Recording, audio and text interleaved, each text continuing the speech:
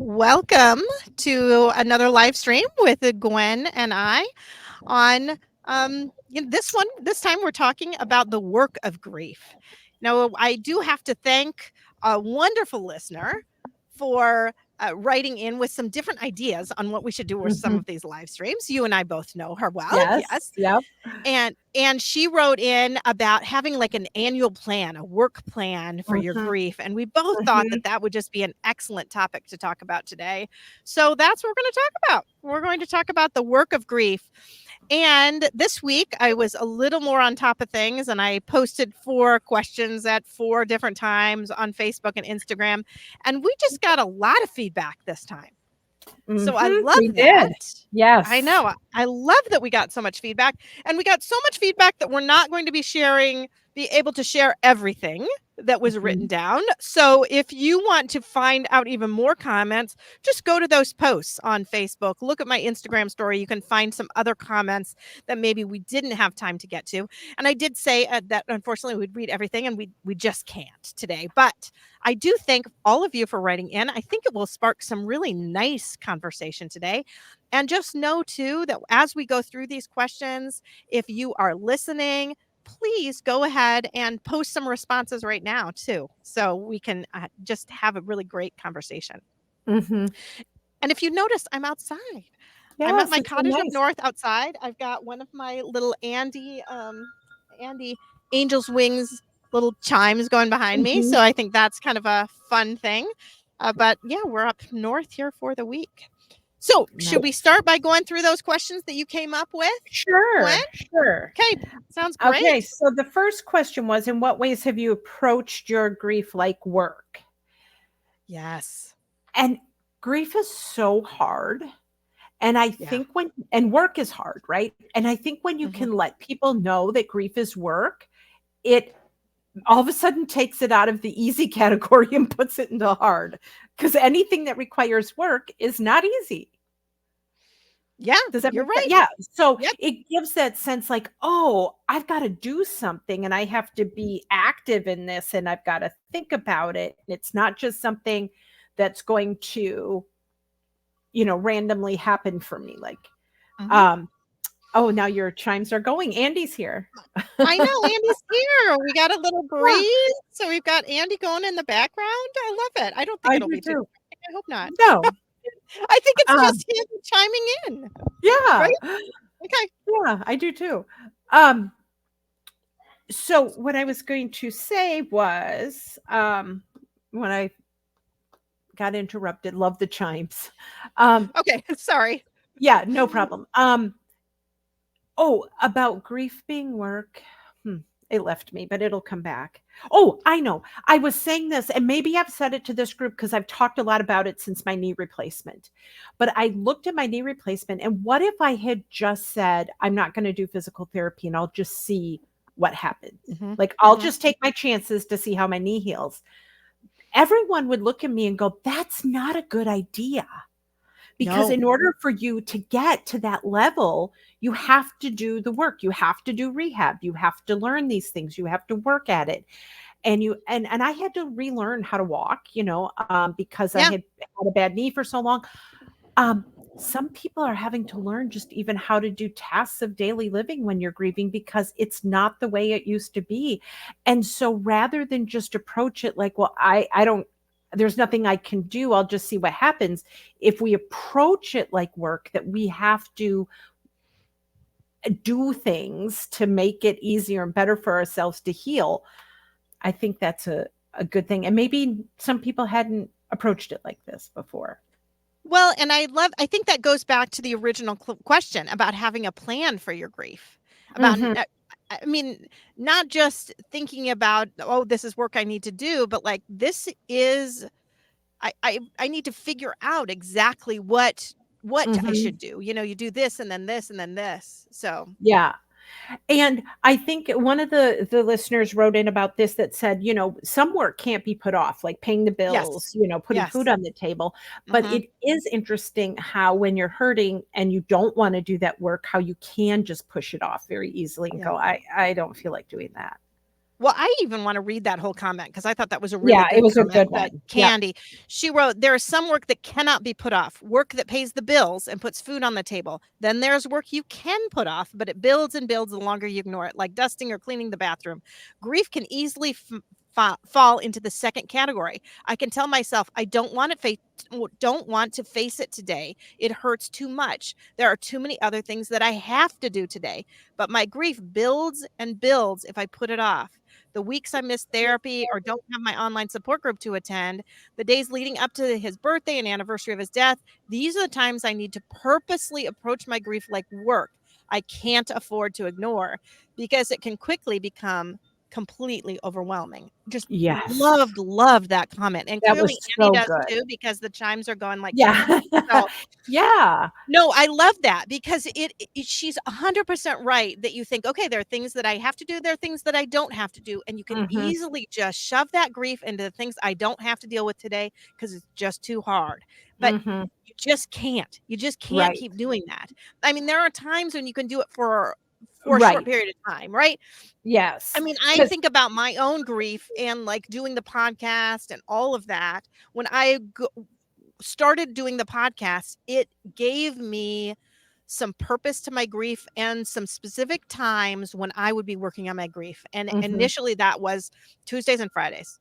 Every Tuesday and every Friday were days that I worked on my podcast, days that I worked on my grief. So that meant on Monday and Wednesday and Thursday, when I was working, I could push it a little bit to the back, knowing Mhm. that I had a specific time that I was planning to work on it. So it wasn't shoving it off indefinitely, which is, I think, Candy's kind of warning to us all on that. Right. I'm going to deal with it today. I'm just going to push it off to another day.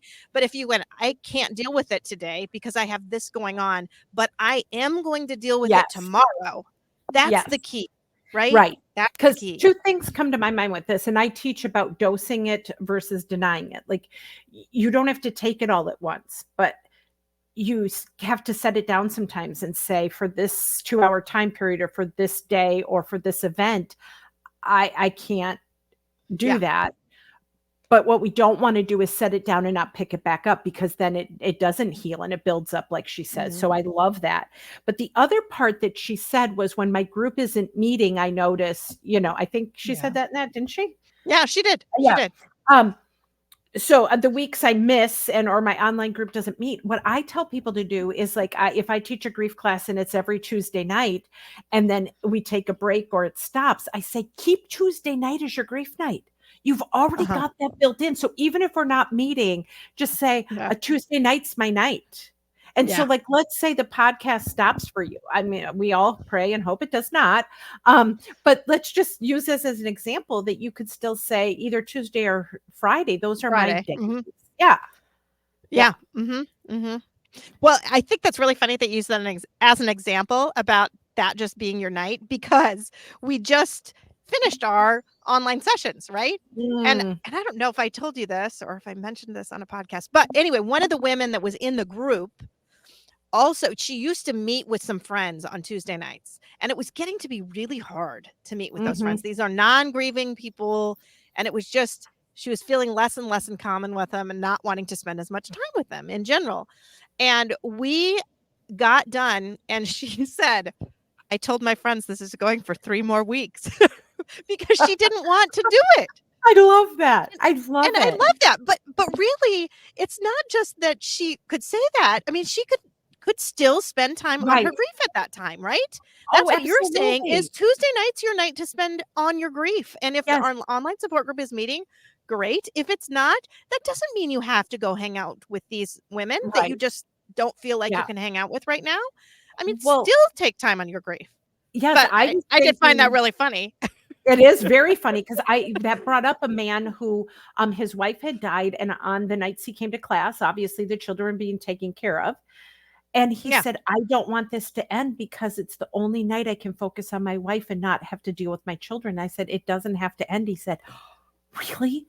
I could just still get a babysitter and drive around on Tuesday nights." Yes, Yeah, really. yeah. Really. Mhm. Oh, and Bonnie just wrote in a really nice Yeah. comment here. So Bonnie wrote here on Facebook, I went through shoulder reconstruction, and when I didn't work hard, my shoulder started to freeze. It was miserable. Grief work has been similar. I just realized that maybe God had me go through that before losing my daughter to establish the groundwork. Like that. I Really? love I that. mean, Yeah. being able to see that comparison from early on, that you can't just ignore these things. Beautiful. Right. Beautiful Yeah, analogy. very much so. And that it does hurt us if we don't do it.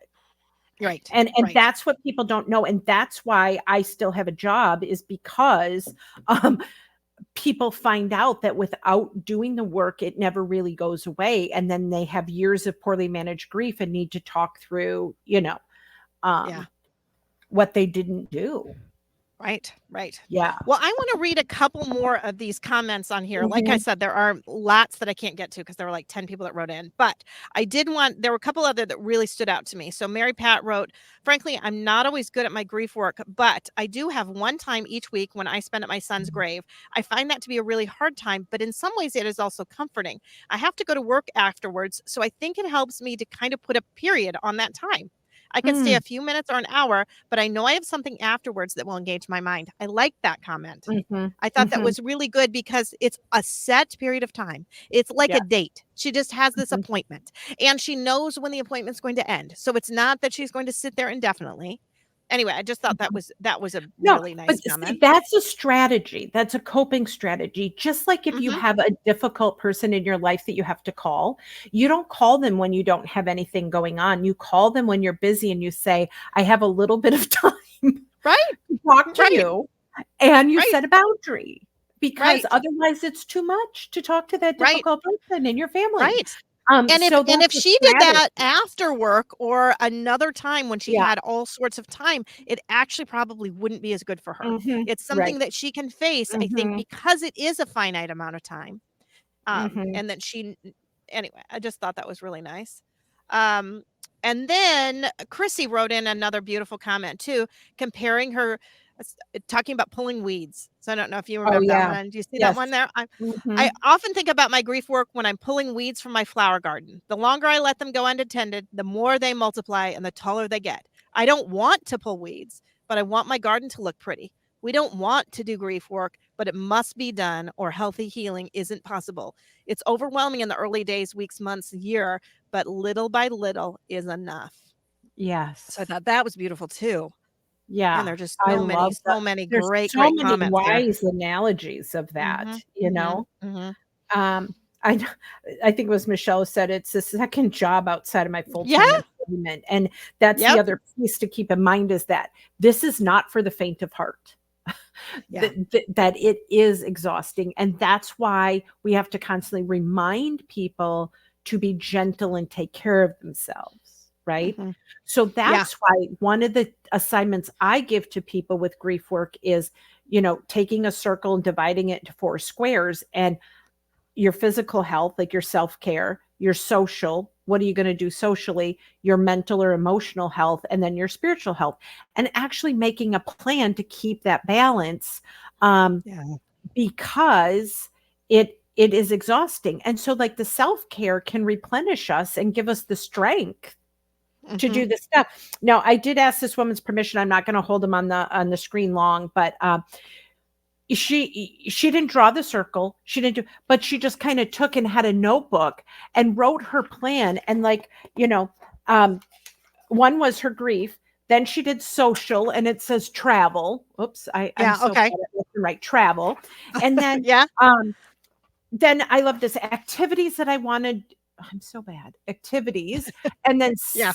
self-care. So for all of you listening Yeah. and not Oh, watching, yes, she's keeps saying "I'm so yes, bad" because she's holding it up to the screen yeah, and it's and not not being doing it centered well. properly. So I need to explain this Thank you. because I'm not gonna Um, edit it out, but but now we know. but you see that, like, I'm doing these activities, I'm doing some self-care, and then she said, "I keep going back to this paper and adding things," and that's what we call the work of grief, right? Just like Right. making a list. Well, and this goes back to something that we talked about long ago, and I can't even remember what episode, but when we were talking about riding in a vehicle and you wanting all the tires the same size. Yeah. right? So if you put Yeah. everything like in the spiritual basket and you're focusing on your spirituality, I mean, that can be good, but you can't have that tire be Yeah. the only one that's big and all these Right. other tires be little. It's not going to function well. So that goes back to Mhm. that idea of balance a little bit. And I Yes, for think with sure. that, I think that would be good to I wanna do a little more on that comment of that Michelle said about the second job. Oh, So, yeah. because she talked about often the weekends is when I catch up on listening to grief podcasts, watching replay of grief support sessions, etc. In addition to tending grief activities in the week. It's a check through the things I need and want to get through because I know it's necessary and helpful.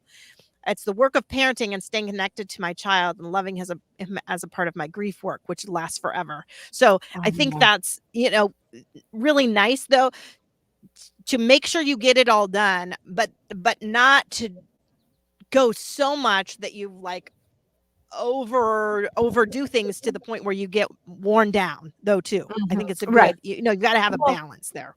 right. And, oftentimes, we see it a lot with parents. It becomes a crusade that their grief work is all they do, and they ignore the other things of life that have to be done. And it becomes about the crusade. And a lot of good things are built on crusades, Yes. but if we don't do the grief work and we're only focused on that, it becomes so it's all about balance. It is. It is. You are 100% right. Because it's so funny because I've said to people many times, my podcast is not a podcast that you can binge. But yet I Right. meet people who do. And it kind of blows me away because Yeah. I kind of Yeah. feel like I don't know, maybe go for a Mhm. walk, Yes. read a Well, book in my videos unrelated to grief. yeah, in my video series, I tell people they buy it and they get access to all 5, and I say in the first one, "Don't watch these, take some time, when you're ready for the next one," and I have people say, "I did it all weekend," and I'm like, Okay. "Oh my word." I know. Yeah. Um, Okay. David You want wrote to read the in comment? Yeah. David Yeah, just wrote he in. said, "My wife worked through her grief as she was diagnosed with cancer, began treatment 6 months after our son passed away. Through it all, she placed her grief work um, for our son is her top priority." Yeah. And Yeah. I say that too when people have other stresses in life. Maybe you have Mhm. legal battles, maybe you have financial things, you have things that are going on. It is easier sometimes to focus on that. But I just love that he said she still continued to make Mhm. that a priority, even though she was battling her own illness. Mhm. Well, and Karen wrote in, I like this. Karen wrote in, it's the Mhm, and she wrote and in all caps. We live mhm. in the grief and the reality of life, and we do have to Right, live it all at the same right. time. Yep. And that's what makes grief exhausting in too, is that we're living in Right. two realities. Mhm. Yeah, Mhm. for So sure. there are plenty of other comments on that first question, but considering we're, quite a bit in, we've got to go on to Yeah. question 2 now, which for you, well, you originally gave me as question 3. So just so you know, Oh, when you read okay. it, question No 3, problem. it's only because I got off a little bit on my days. So 2 had to become 3 and 3 had to become 2. So go ahead. You want to read that? Yes. What the question is, it says, Yeah. can you think of a situation where you developed a plan ahead of time because you knew your grief or emotions would play a part in, in the event or what you had to face? So, Mhm. um, Mhm. Okay. yeah. And many, many comments on Oh, this. many. Many comments. Yes, which I do love. Again, we're going to have to just kind Mhm. of pick and choose a little bit here. But do Right. you want to start with something that stood out to you? Well, the very first line was, "Gosh," Alexis wrote, gosh, I feel like I always have to have a plan. When I go to church, I come in right when it's starting and sit in the back. When it's over, I duck out real quickly."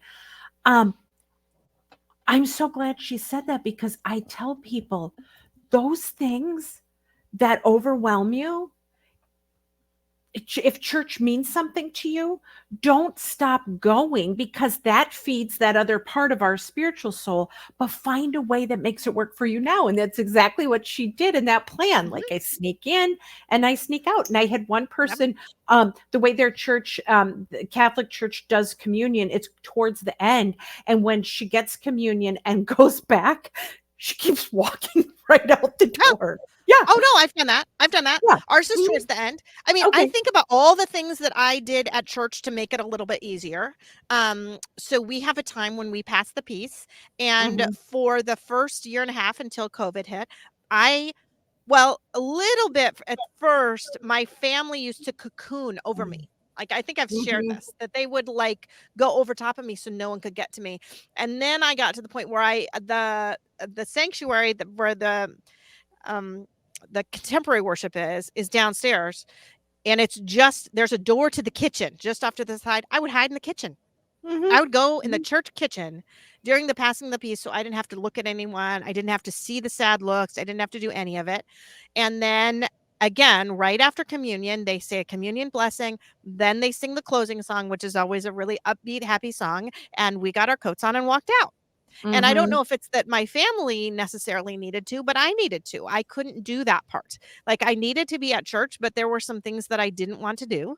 I didn't want the clapping, super upbeat song at the end. Just didn't. Mhm. And the passing the piece was awful. So that's how I made that work. And then on particularly bad days, I would actually go up in the sanctuary, sit upstairs in the same spot that I sat in for Andy's funeral and cry, Mhm. or sometimes even, go all the way to the front, and kneel down and cry, because Mhm. no one would be in the sanctuary during the contemporary worship. So there are lots of things that I have done, like little plans that I do to help me through. And that's just Mhm. kind of what I've done. And Yeah, that's and what obviously all changed a lot. right.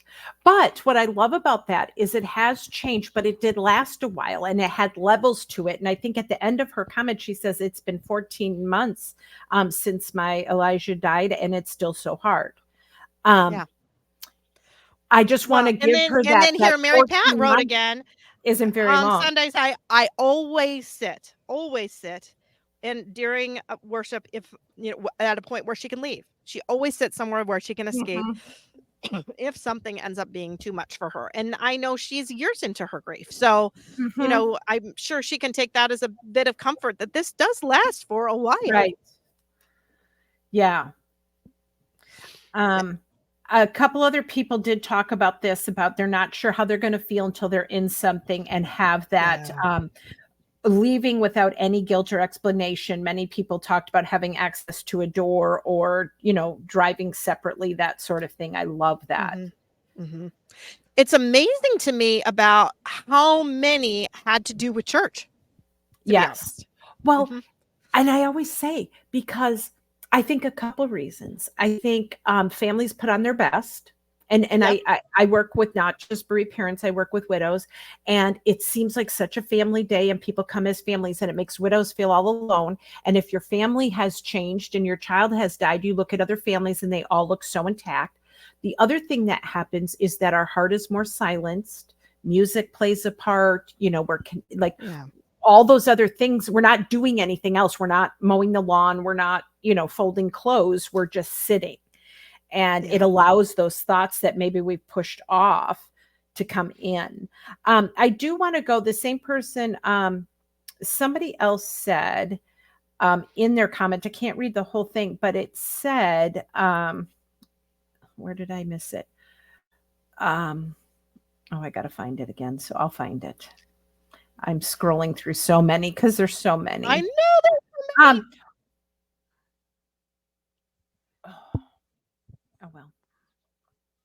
What was it about? I might be Oh, able to come up with it quicker. oh, Oh, no. you found it? So it is when Bonnie also said that about leaving and having to exit. I have been able to keep myself together and grieve at home private, but it is okay if I don't at some point. And what I wanted to say about that comment is that some people are never going to be comfortable grieving in public. Just like some people don't talk to strangers, like if you're standing at the Mhm. grocery line, some of us, just start shooting the breeze. We're just different. And so it's Yeah. okay if you've never been a public griever. I just wanted, Mhm. she said that Yeah. and I loved it. And I just wanted to be able to say, yes, if it, and it feels more under our control. It just feels where we're comfortable and safe. We don't have to grieve out in public, but life demands that we go there. And so that's why, because our grief stays with us, that makes it so hard. Mhm. Mhm.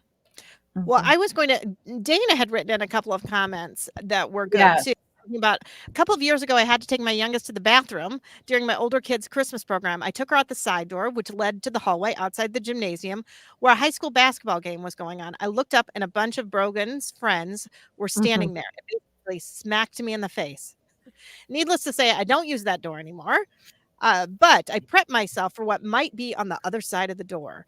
Now we two sit in the back, up in the balcony. I discovered there's a door up there that leads to the outside of the building. Discovering it was like a godsend. It's my favorite exit route. I loved Yeah, that. I thought I do too. that was a great Mhm. comment because it kind of answered both of, two of questions, right? And then Mhm.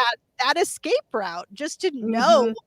and it's like secret. It nobody even Yeah, has to know that right. it's got this But extra plan. again, how grief surprises, like, that smacked her. She didn't know that was gonna Mhm, happen that day. She was mhm, simply just mhm. taking her child to the bathroom. Just like you could be riding in a friend's car and they turn on the radio and a song comes on, or you have a smell or a thought or something, and you can't control that. Yeah. I've told this story before, but I believe I have. But anyway, long story short, a woman's husband died in the early part of December, and they owned a company, and she still had to do the company Christmas party. We talked about having an exit plan, and she might have to go. So after it was all over with, I said, "How did it go?" She said, "Gwen, I made it through the dinner. I greeted all of our employees. I gave all the awards. I said what my husband would say. Um, After dinner, I visited with people, but she said when the band started to play, I could not get out of there fast enough. Like just that Yeah. music and the people dancing. Like at that moment, it's the tipping point, and I am out of here." Oh, yeah, Hmm. yeah. I don't Hmm. think you have told that story actually. That was a new Oh, one. I've never okay. heard that one Yeah. before. Yeah. No, I it's again that unexpected. She braced herself for all these hard things, right? It's Yeah. like we've talked about before, that analogy that someone was recently using about the speed bumps and the potholes. Like she Yeah. saw all of those speed bumps. She had to do all of that stuff that her husband would have normally done, and those are all speed bumps that she knew were coming. Hmm. But the band's playing, that was a pothole that she had Right. no idea. Because Right. had she known it was going to be, affect her emotionally, she could have probably prepped herself Mhm. for it and maybe been more okay, but she just Yeah. couldn't. Yeah.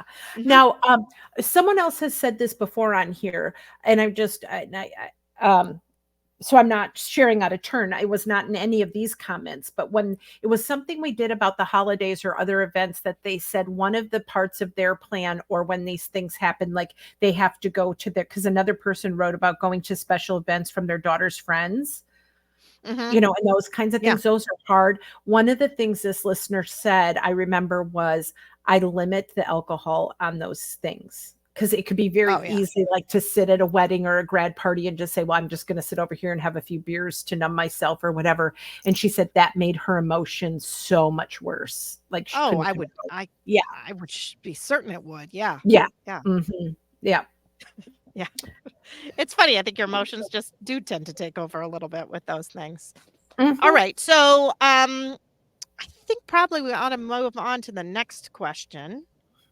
So, Okay. do you wanna read Um, that one? I sure. I only just want to glance through.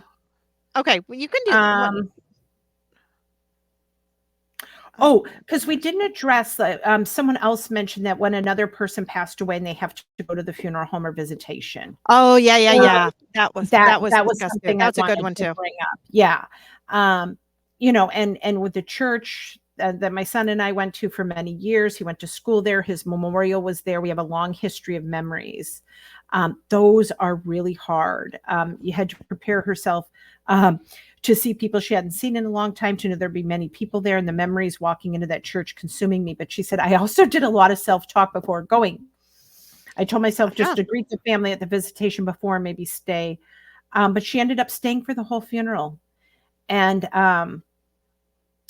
she said it was hard, but I was glad that I was able to get through it. And that's the other thing, is we do have to celebrate those victories when we do make it through something Mhm, difficult, mhm. is we have to say, I did it. Like I didn't think I Yeah. could, but I did do it.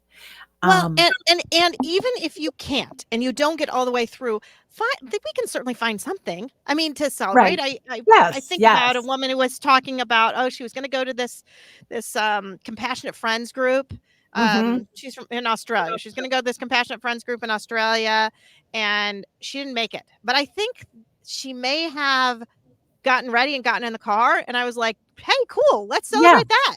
You got Well, ready, you got in the car, you tried, it didn't happen.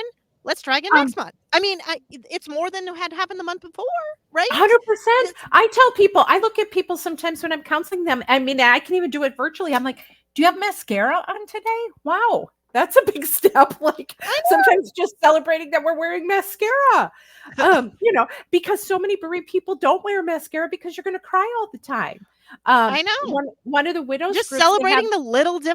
little things. I mean, do you have clothes on? You got dressed today. You breathed today. Took a I mean, shower. some days, Hey, yeah, that's awesome. you are killing it. Like you are doing it. Right. I shouldn't say You're that word, doing it. killing it. You're doing Yeah, it. you're No, I doing it. know. Yeah. You got this Um, thing.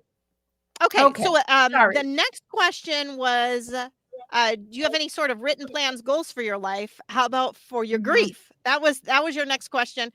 On Yes. Facebook, there are only 2 comments. Do you find them? Because 'Cause Right. I'm gonna Yes, try I to see do. if there were any on Instagram on that Okay, one. I'll read one. Okay, so 'Cause you read the Facebook one. We can do all these because nobody seemed to have a written plan, so well, which is fine. um, yeah, just take one day at a time. I can't look into the future anymore. I used to be a planner and use my agenda, but now just take one moment at a time. And that is where grief people live. It is survival. I mean, that's what she's Yeah. saying there. Right now I'm in survival mode. I'm just trying to breathe. And that's what I tell people. Your greatest job is survival. And that's what that's saying. Like I can't think about anything else but just how am I going to get through this moment and this day. Um, and then the next one says, nothing written, but I do hope to Mhm. one day be able to enjoy life again. I just wake up in the morning and push through the days, smile and pretend to be happy when it's necessary. I continue to work on my grief, support group counseling, journaling, and hanging with the wonderful bereaved mamas I have met over the past 4.5 years. And that speaks a lot right there, is that sometimes we don't have a written plan, but boy, I need to be with my people, or boy, and Yeah. there was, yeah, just needing that. And that's going to come up again in the next one. I mean, we can talk about that. Yeah, Um, and I'm looking to see if anybody wrote anything on Instagram, and nobody did. But I do yeah. wanna say a few of the other ones from the last question were a lot of, like, weddings, birthday parties, grad parties, always have an escape plan. Somebody else wrote they always have to avoid parties now. The next one was, first Mother's Day after loss, drove 2 hours to explore caverns, deepest, darkest hole, good distraction. I like that. Oh, Like yeah. Probably could relate to it. Felt I like how they felt. know, Yeah. I thought, "Oh, shoot, I gotta share that one." I know it's stepping back to the Yeah. last question, but No, that but was such that's a good. good response about exploring Um, a cavern. I do have Mhm, to say that the woman who suggested this, does have a plan, like a written yeah, plan of what she mhm, works on. And again, as we're all different, some people do need to have that. And the one I shared with the woman, having her divisions of, this is what I'm going to do for self-care, here's my social things, here's my people. Um, I often say sometimes we do need that visual. We do need uh-huh. to be able to see, like, oh, I have things I can do. I have things I can work on. I have people I can contact. So you don't have to write your plan, but it is good. I mean, it's No, I'm now not there are one of to write a plan either, but I can see the benefit. I can see that it mhm. would be wise to maybe do it, though. There are some grief counselors who enforce that. Like that's Really? their whole, yes, that is their whole method of work, is you have to develop a plan. We need to write it down, and this is what you're going to do. This is what you're going to, and that they have a plan for people. Man, And I I think that don't would be force that on really people. I was like, I don't think I would be happy with that actually, Yeah. if I had that forced on me. I don't think I No, would. I don't think we have to force it, but I think just See if giving the people idea. comment from that are listening right now, if anybody has Mhm. comments on that. Anybody has thoughts, because wow. Yeah. Maybe someone went to a counselor who said you have to write down your grief plan. I don't know, but it's funny because I've mentioned, my video thing, and it comes with many, many handouts. And some people will read every handout, answer every question, and do it to the T. And other people never look at a handout. They watch the videos. Yeah. I didn't even know they were handles. Either way, it's just their style. Yeah. So, Right. um, Okay. but All right. Okay. Go ahead. Sorry. I was just gonna say my thought was though that when you don't know what to do, Hmm. sometimes writing down like you need to do this. Like when people are um depressed or have things, like you have a plan for them, right? Like these are the things, and it is very good to have a visual. And so um it's not a bad thing, but you don't have to do it, is basically what I'm saying. Hmm. Hmm. And Yeah. yeah, okay. So we can move on to the fourth question. Sure. So the fourth question again got lot more comments. So the fourth question Mhm. was, can you share a tangible activity, group, book, trick, or anything that has been vital to your grief journey? So Mhm. lots of comments here. Yeah. I I, I want to start with one that Tama wrote in. I know it's not a group or a book, but maybe a trick. I find ways to still take care of Eric.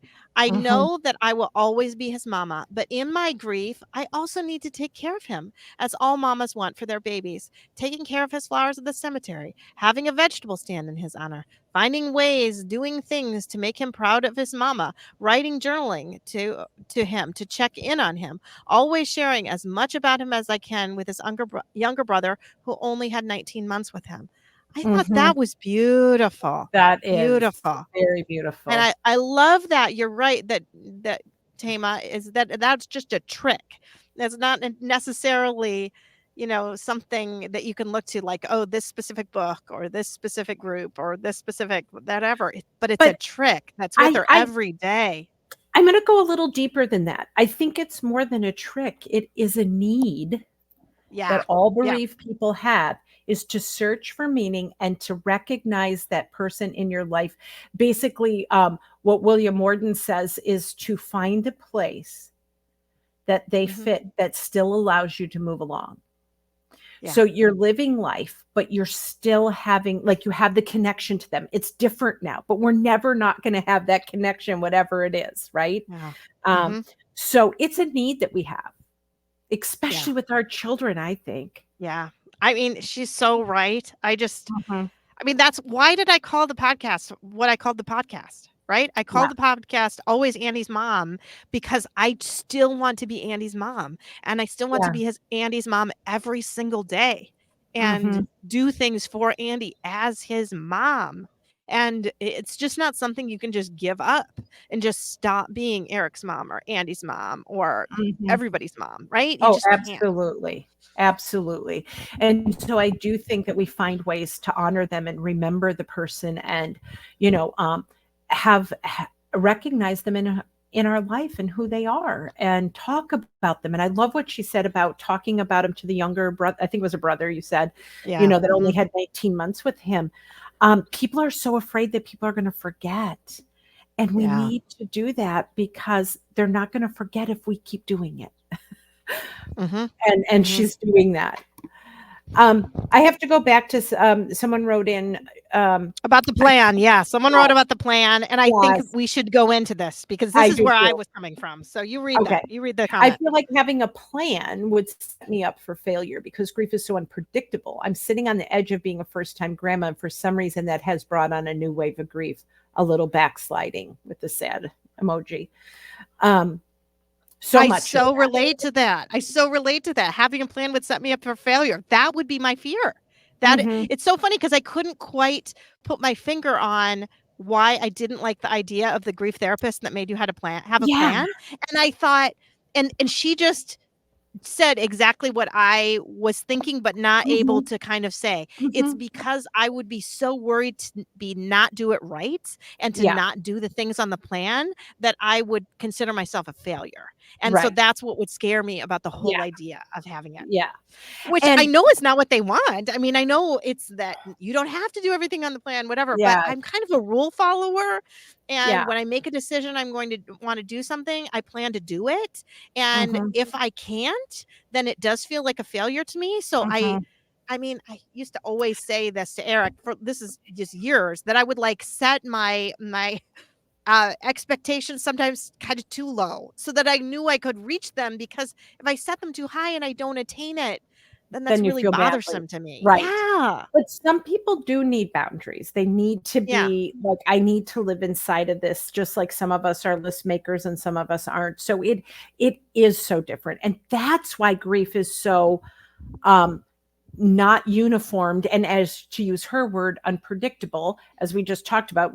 It hits us at strange times, but there's no set way because everybody's different. Yeah, everyone is different. Yeah. And Hmm. that the plan idea, I'm sure works lovely for lots of people. I mean, I'm Yes, yes, sure just because they like the guidance, right? And we yeah. talked a lot about the woman who sent in the question, and I think she likes that guidance. She likes to Hmm. know that she's following this path. Right. And to Mhm. have something like, if it is out of control, maybe the list gives some level of control of things that Control. I can Yes. do and work on. Mhm. And grief Mhm. is very out of control. So having that, I always look at it. I tell people, when I'm telling you all this stuff, think of it as a buffet. And when you go to a buffet, maybe you don't like coleslaw. You don't put coleslaw on your plate. But I just Yeah. wanted you to Right. know the coleslaw's there. And Right. so I look It's an at this, option. all these suggestions, as a big buffet. And some people are not going to put a lot of these on their plate. They're like, this is what I like. It's these two things, meat and potatoes, and that's all that's. Then that's the way you're going to grieve too. Like, this is what works for me. I don't need all that other stuff. And some people are like, oh, I've never tried that. Let me try that. Yeah. Right. We're all Right. different. Right. Yeah. The other thing that this woman wrote in was about being a first time grandma. That's brought a new wave of grief and a little backsliding.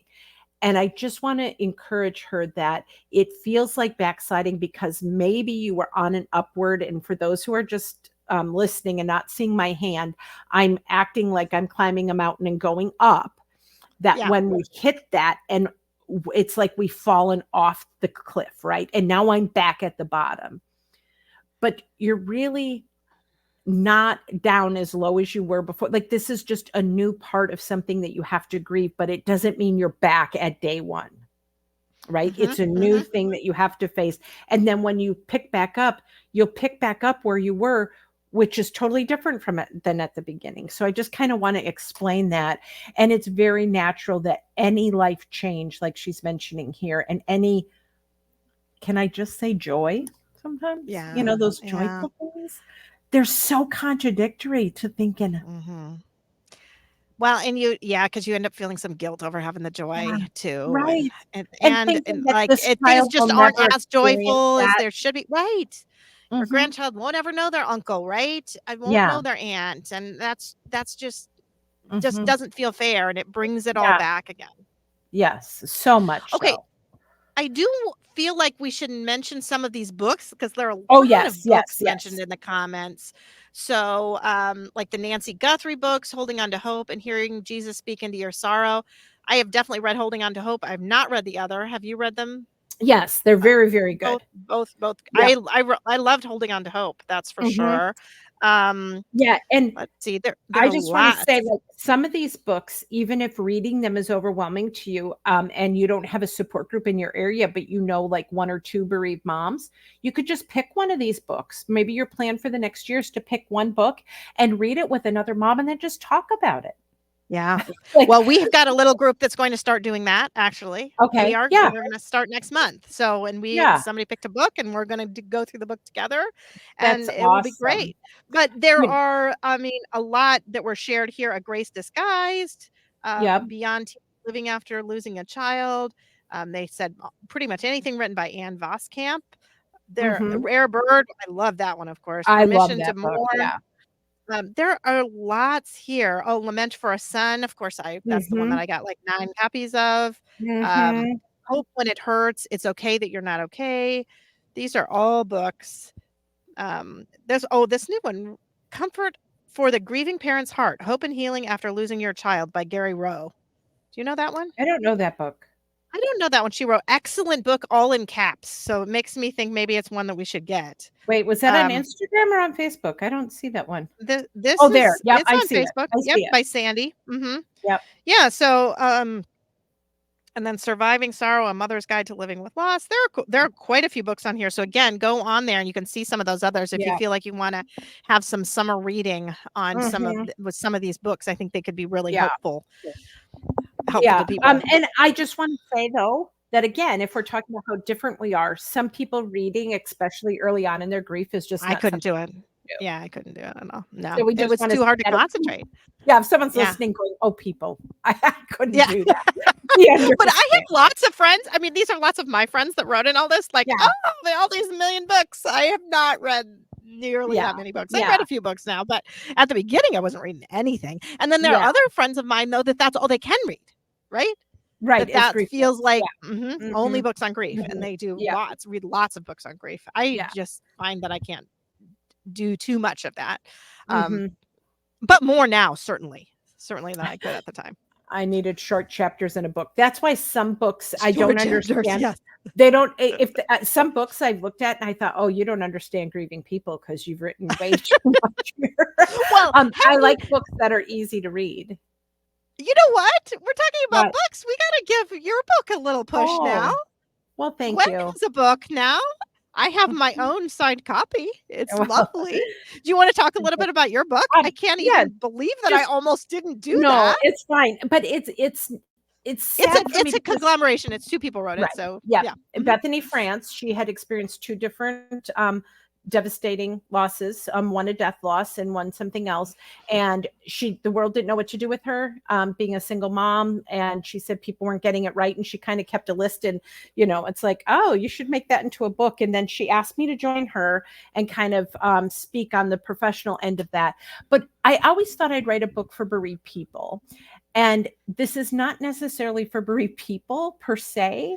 It is Yeah. how to help a grieving friend. So it's titled Not Yes. Another Lasagna, and then How to Mhm. Truly Help a Grieving Friend. And I have found so many bereaved people reading it though and going, "Oh, I just feel so much better because I hated when people did that or didn't do that." Yeah, And so right.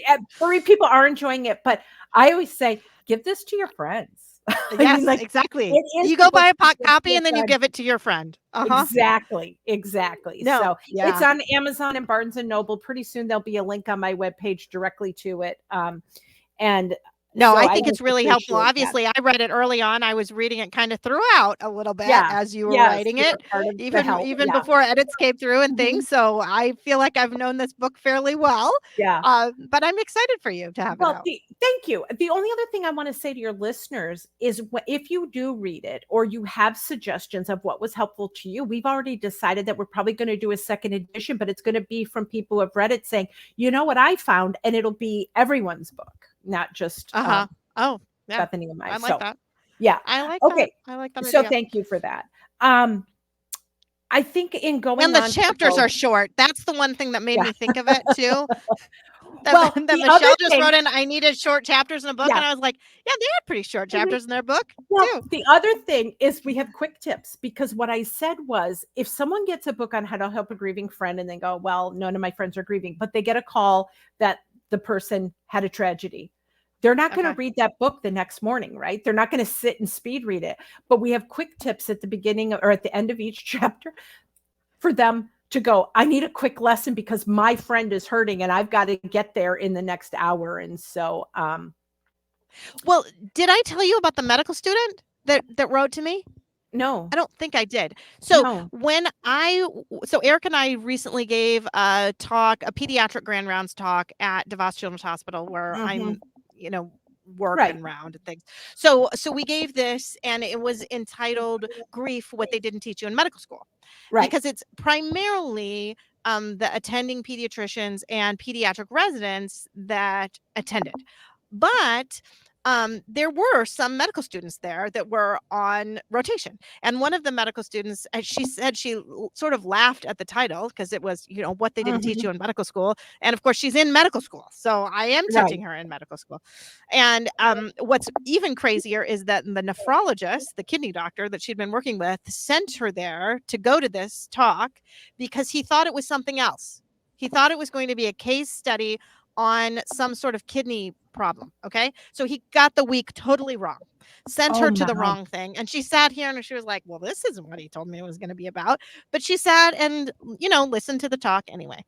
And then, like less than a week later, she gets a phone call from her mom saying her cousin had drowned Mm. and they were coming to pick her up. And so she came and picked her up. They're driving to the aunt and uncle's house. And her mom turned to her and said, "So what did they teach you about grief in medical school?" Medical school. Wow. That is so, I And hear that so she much. said, "Before last week, I would have told you nothing because Mhm. they hadn't taught me anything. But Mhm. now I actually do know some things." And Yeah. what's funny is throughout those whole several days as she was with her family, other family members kept coming up to her and saying that same question. So, what do you know about grief? What do can we do to help? All of this stuff. And she said, I just kept using things from your talk. And she had no idea that a week before, when she was listening to Yeah. this, she just thought she was at the wrong thing, Mhm. right? Because she was sent to this by accident. And it Mhm. turned out it was the perfect thing for her and so incredibly helpful to her Oh, family and her aunt. And for her to be able to say some things and give family members some ideas on how to help them in these next weeks and months. So, so beautiful. We could be here all night if I told you how many times, like, we presented something when I worked at Starlight. We'd do a seminar and a school would come and think, they're just doing some prep work, or maybe we offered CE work or mhm, something. And then their school faced a tragedy. And they said, had we not come, we wouldn't have had those tools. And yeah, I've had some people buy my book just because they're my friends. And then they're yeah, texting me going, oh my word, our family had a death and now I have this book. So it happens all the time. And it's so beautiful. I do want to address something that Bonnie wrote in. She said, it's so weird. I was barely functional, but all I could do was read about grief because I was so confused about the difference of the grief and losing my parents. And I was so confused. I also was so desperate to know where my daughter was. yeah. And what that And seems you to be, mhm. go ahead. Oh, I was just gonna say that just goes to show what a difference is losing your child and losing your Yes. parent and different relationships that you're in with the people that Mhm, you have lost, mhm, that the mhm. grief can be totally different. And you Yeah, feel like you kind of know what it's going to be like, and you don't. You don't have any exactly. idea because it's a totally different relationship and situation. And losing a spouse is different than losing a child, is different than losing your sibling, your parents. I mean, they're all so, so different from each other. Yeah, And that's exactly. hard to understand, I think, until you experience it. Mhm. Agreed. To But I also just want to address, not that we're answering the question of where her daughter was, but like sometimes we are reading to find a specific answer to something that Mhm. is unfinished, or just like we don't have, they're unanswered questions and I need to know this. Um, Right. so I've talked to I get lots of that. moms who want to read any book they possibly can about heaven. They just read Yes. all sorts of books about heaven Hmm. because Yep. they wanna know more. Because I Yeah. feel like that's where my son is, I wanna know. That's where my Hmm. daughter is, I wanna know. And Right. so they read all of that. Mhm. Mhm. Well, and I explained to police officers and different people, that's why people sometimes want to read police reports or want to read things like, I want to know how this Yeah. happened or what the details were. And so it's not morbid, it's we're searching for things. And Yeah. so I just wanted to address that. But before we end, I think we talked about books that were helpful, but a lot of the people talked about three major things, right? Individual therapy, Mhm. and I want to describe, just for, if we're going to be helpful, the difference between therapy and counseling. And I think sometimes we put the word therapy out there, but we're not really in therapy, we're in counseling. Because Okay. therapy is more long term. It would be more like an engine rebuild where there's something really deep and they have to take all the pieces apart. Less than 7% of bereaved people actually need therapy, which is something very deep that goes on for years and it's very intense. And then they build it all back together. But a lot of bereaved people need counseling, which is more of an engine tune up, where I was going along fine. This thing happened in my life. You don't have a lot of stuff to rebuild. We don't have to, go deep into your past of, but now this happened. And so it is valuable, whether, the difference or not, it is valuable to have someone Yeah. outside your family to talk to. Now, do I think everyone has to pay for a counselor? Absolutely not. But do we need someone we can talk to? Yes. Mhm. And I just Well, wanted to and point that out, how many people said that. well, and I think that goes into support groups though as Yes, well, that's the next thing right? that I was gonna Yeah, I say. was wondering. So I many thought you're people probably said their transitioning into support. support Yes. groups. Mhm. So many people said that, and it's so, we've talked about it, but you have to be with people who understand you and are going the same direction, who are Yeah, doing, and I've used this when you and I have spoken publicly in groups, and spare me, I'm getting all wound up here because I just want to teach people, but I get all excited. But I've shared this when you and I have presented that a Stanford study on women who had breast cancer put half of them in a support group and the other half not. And the ones who mhm. were in a support group lived 37 months longer than those who were not in the group. So That's that's over 3 years. amazing. Yeah. If that does not show you that you need people, and like I mentioned already tonight, because I know there's people are going to think to type in, well, we don't have a support group. You can build one or two Yeah. other moms. Just build one. Just find somebody. Well, and obviously we have the virtual Yeah, one that I do through Starlight. absolutely. So Yes. that you You're just go to off for the summer. starlightmin.org. We are off Yep. for the summer. We're off for the But in the summer, fall, unless you yep. want to just lie to your friends and tell them that you're still in, which works too. But You're right. no, in general, those will start up again in September. So and the virtual support groups are amazing. They It are. doesn't have to be in person. It really Yeah. does not. It does. And I never thought when I started my business, my business consultant asked me about virtual counseling. I said, I don't think that's going to be a big part of my job. I just don't see how that's going to go. It is a huge part of what I do. And I do a Yeah. three-part checkpoint with people virtually, and the relationships. I have actually, in the last 2 months, been in the physical presence of someone that I've only met virtually. And it was like no different.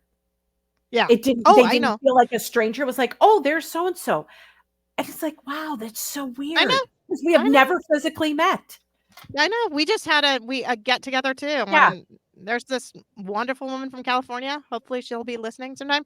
I mean, I got yeah, to meet her for the first time. I had been communicating with her just virtually for all this time, and it just felt pretty yeah, normal. yeah, Pretty normal. absolutely. And And I didn't think that you and wouldn't think so that it would, but it really did. no. And that's why if someone feels all alone, you can virtually connect with people. And I said, when I said to someone, you're wearing mascara, that was virtually, I could even see the mascara, Yeah. right? She looked different. Yeah. Okay, Um, so we're sort of running out of time. Oh, did you have yeah. one more thing? You No, did. Go. Sorry. a couple people talked about retreats too, and I know you've had some on your show. You have one coming up, I think. I I just wanted to do. put that out there. That one's all Yeah. full. Did I tell you it filled up? No. The retreat? Yeah. We're very Wow. excited about it. So, Yeah. um, yeah. So, what I wanted to do for a second here, I want to talk about two things. Mhm. One, I reached out to Gwen. Was it last week when I reached out to you? Last week or maybe 10 days ago, I had no episodes recorded Oh yeah. after this live stream. None. And I'm usually a month ahead at least. So I've usually got Mhm. 4 to 6 recorded and at least 2 months worth planned out, and I had nothing. And have I've never worried about it because I feel like it always just falls into place. Like God just people just fall into place. They start writing in and they'll ask me and I'll put them on, but I never really have to go out and Mhm. try to recruit people. And I did have a couple people that had sort of expressed some interest. So week 10 days ago, I reached out to a couple people that had said maybe they wanted to be on. I reached out to you, Gwen, and said, hey, do Mhm. you know anybody? Because I don't know what I'm going to do. I reached out to Stephanie. She was going to email a few people. And literally less than 24 hours went by. I think like 18 hours went by after these emails went out. And I had 3 people, totally unrelated, unsolicited, write and ask to be on the podcast. Isn't And I that amazing? just thought, right. But I just thought to myself, just when I start to get like worried about it, I Uh-huh. shouldn't have worried about it. Like I wasn't worried about it until I got to the point like, whew, I am releasing this one in 2 days, and then I have Gwen next week, and then I've got nothing. So I was really panicky about it, Uh-huh. but I don't need to panic. I don't. No. But that being said, if you would like to share your story on the podcast, certainly reach out, and then maybe Yes. I won't get to that panic mode again. Um, Right. but because I love to share stories. Then Good the point. last thing that I wanted to talk about was the next one of these. So I we talked a lot about songs and about music and how it can affect you, right? And so I wanted to share a story from yesterday. So yesterday I was, singing in the worship band, and we had a song that we were singing called Forgiveness.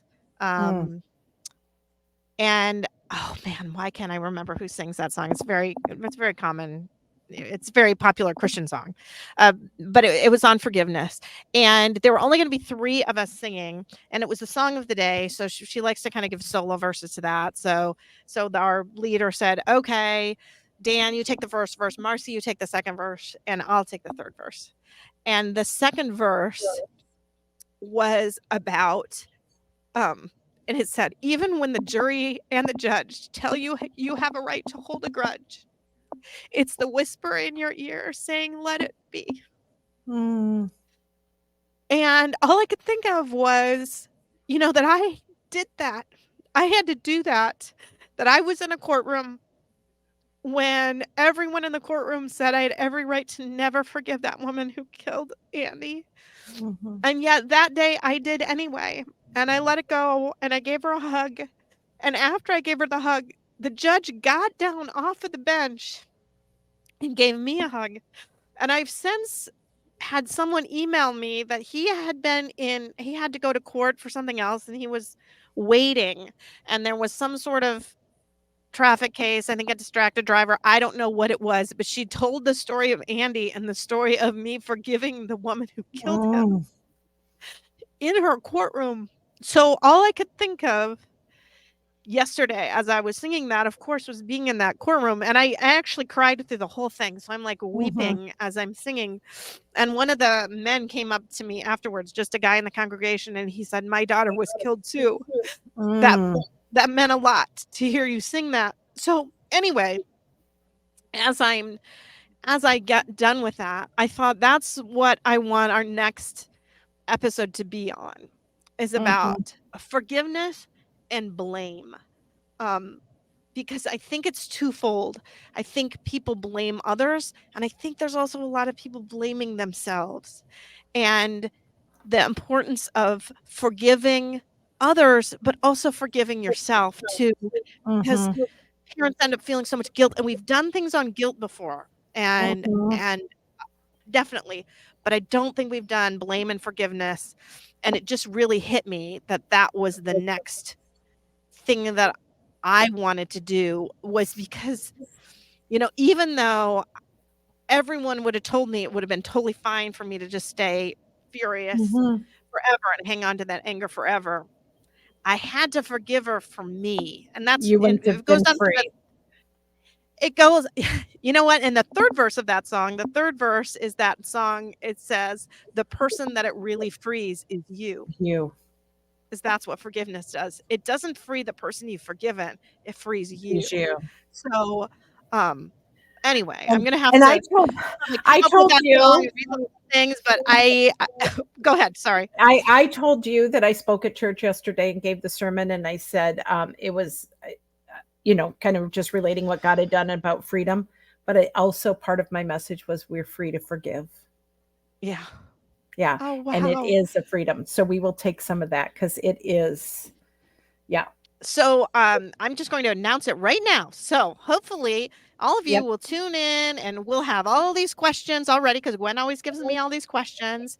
And so the date will be on Monday, July 22nd. Okay, again at 7:30 p.m. So Monday, July 22nd, 7:30 p.m. Eastern time.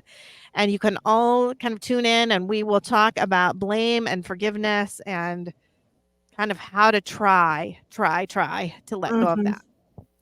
I'm already writing my questions down. They're just flowing. Today Okay. was Oh, just they're a flowing flowing. day. Yep, it All was right. good. Anything else that you would like to share No, before we close no, here? Okay. no. Beautiful. Well, thank you so much. Thank you. Take care.